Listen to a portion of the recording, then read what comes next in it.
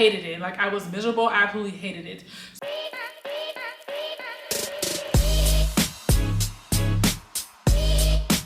Hey guys, it's Noreen. Thank you guys for making it to my channel, All Things Noreen, where I talk about my lifestyle, fitness, and nursing. And today I want to talk about how I went remote in nursing. I know a lot of nurses are feeling burnt out. They're over it. They want to leave the bedside. They want to go remote.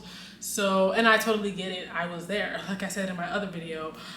So basically for me, so I've been a nurse for 10 years. I've been an ICU nurse. Originally, I wanted to be a CRNA. That's actually why I became a nurse, because I just wanted to do anesthesia. But after the pandemic, I realized I did not want to do CRNA. As a matter of fact, I actually did 2 semesters in CRNA school. I actually just need to do a video about that because I had people reach out to me asking me about that experience. So I will talk about that in another video. I did 2 semesters in CRNA school. It was in Puerto Rico. So if you guys want to do CRNA school, but you want a cheaper option, do Puerto Rico, okay? So I did 2 semesters and I realized I just did not want to be in a hospital, so I did not want to do that.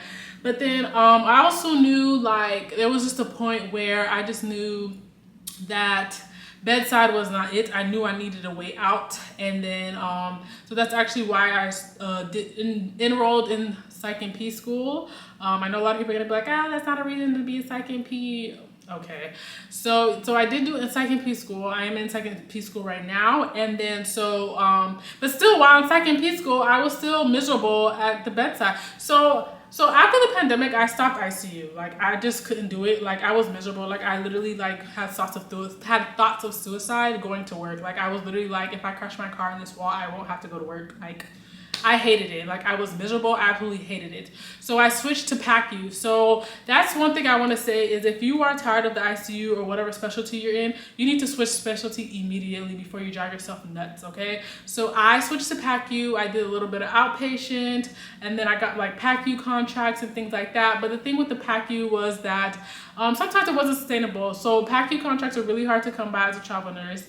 And then like when you pick up shifts, you know, since you're PRN or whatever, your shifts might end early, so you weren't really banking in all the hours. You know, you're ready to go home, then you see the check, you're like, maybe I shouldn't have went home. So like PACU just wasn't really it. And I knew I needed some stability. Like I needed stability. Like these little mini shifts or whatever was just not cutting it. So I needed some stability. So yeah, I was like, well, I'm gonna go full time. I knew for a fact I wasn't gonna go full time working at nobody's hospital. So I was like, if I go full time, it has to be remote. So then I was like doing my research, things like that. And then basically I landed on a clinical documentation specialist. And so what a clinical documentation specialist is just you're basically checking the chart for accuracy and precision. You're making sure that the treatments and diagnosis is accurate, okay? And so what that means is, so this is a very brief example. It's a very complicated career. I will say that it is definitely a steep learning curve. Like you have to literally stop thinking like a nurse and start thinking like a CDI or a doctor, because what you're really trying to do here is you're really trying to capture a diagnosis and you're trying to get the specific diagnosis, okay? And so for example, a patient might come in from home, broke their hip, fell and broke their hip, right? So now they're in the hospital, but you see they have high blood pressure, they're being treated with amlodipine or whatever, then they go home on amlodipine, but you see that the doctor never documented hypertension. So it is your job as a CDI to send a query, which is also known as a clarification, to say, hey, I noticed this patient's blood pressure was blah, blah, blah. This patient was being treated with this and this patient went home on this. Does this patient have high blood pressure, right? So that's what you're doing. You're trying to capture diagnosis and things like that. And it gets more complicated, more complex. I will go into that into like other videos. Because as nurses, you're not really looking for a diagnosis. You're just trying to treat the patient. Like you're not looking for a diagnosis. Like especially in your ICU, your patient comes in with high blood pressure. You're starting a cardine drip. You're just trying to make sure this blood pressure stays in the parameters. When you're a CDI, it gets more complicated. You're checking if there's organ failure. You're checking, is this hypertensive urgency? Is this hypertensive emergency? Is this hypertensive crisis? Like it like gets down to the nitty gritty. And like you really have to use your clinical and clinical skills. Like, I honestly think I use my clinical skills now more than I did at the bedside, because at the bedside it was just skills, like hands-on skills. Here it's you're using your critical thinking. So that is what CDI is. So that is basically what I do. Okay, but it gets a lot more complicated. I just gave you guys a very brief scenario. Like, that rarely happens. It's like, it's way more complicated than that, and then there's other things that you have to do, but I'll go into more detail about that later.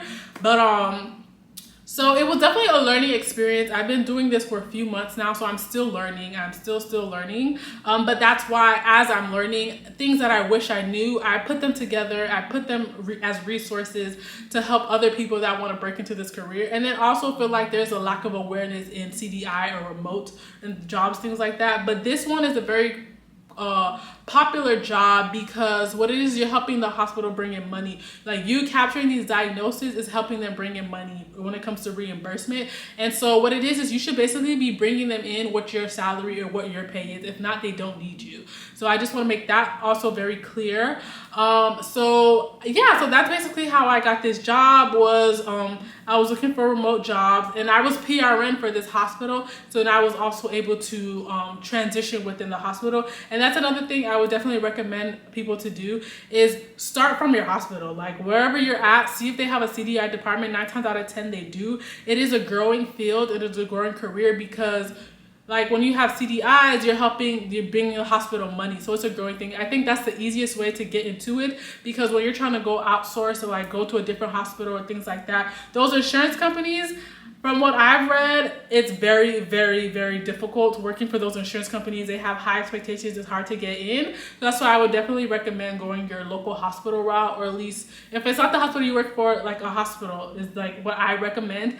And the other thing too I want to say is to don't focus on, I need to find a remote job. Be open to anything away from the bedside. Like, if it's clinical nurse review, concurrent nurse review, there's utilization review, case management, anything like that, will definitely help you. Just, your priority should just be to get away from bedside. Not just, it needs to be remote. And then sometimes some of these jobs are remote, but they're just not listed in the job description. So I definitely want to push that. As long as you get away from the bedside, that should really be your priority.